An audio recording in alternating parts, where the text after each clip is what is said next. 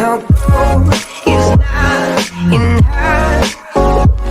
She's a diamond under her.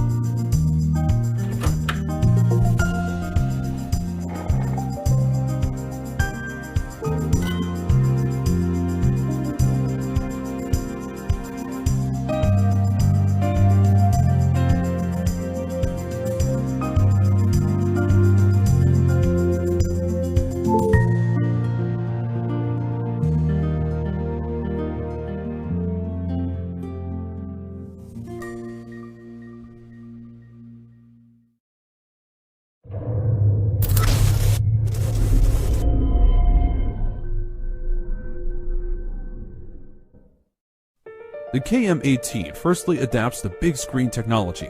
It has one USB charge port and features with a sleek gooseneck for easier access to the device. The KM18 Plus is upgraded with on-off switch to avoid draining battery out for some cars.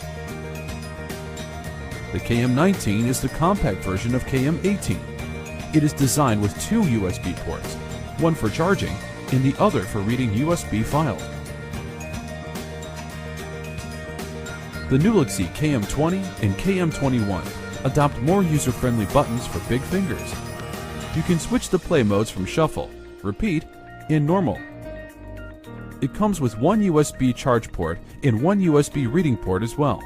The new KM22 comes with all features of previous versions and is featured with 3D curved and 360 swiveling design.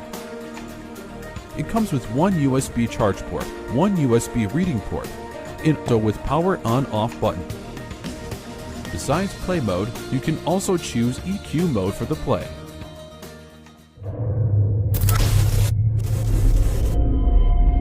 New WYZE, driving you safer in